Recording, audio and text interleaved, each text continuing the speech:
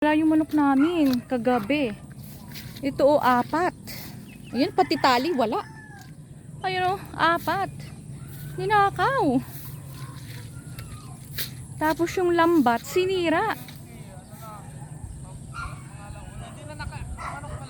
Ano po si Kapitan? Inano namin kay Kapitan. Sinumbong namin kay Kapitan. So yung aming lambat, sinira. Anong datos yan? Damay. Damong-damo nga nito. May nagkaroon ng linya. Apat ang dalay. Oha, ba sinira yung aming lambat. Sirang-sira.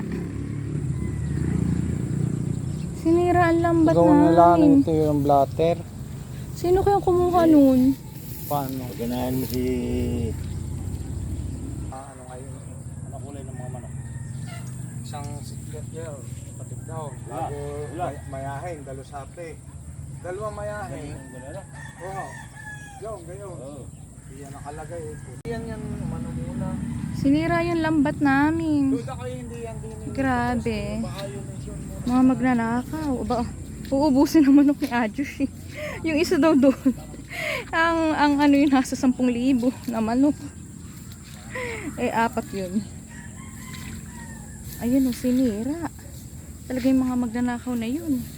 Talagang hindi magsadya ng kanila. Ayun o, sinira yung lambat namin. Grabe. Talagang marunong pumili yung mga magnanakaw. Kasi ang mga pinili pa yung magagandang lahi. Sabi ko kay Adjush, hayain mo na at pag may nawala, ay may kapalit. Sabi niya, kaya lang nakakahinayang daw. Kasi yun daw yung manok na yun, isa dun sa manok na yun ay nakapremyo sa Kalawan, Laguna ng 50K.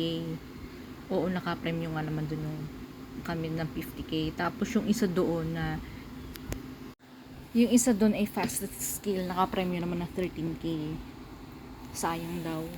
Lahat daw naman ng mga manok na ay best. Sa Langgas, may nanakawan din. Dito din yung bumili ng manok. Ewan kung nadala din yung binili ditong manok sa amin.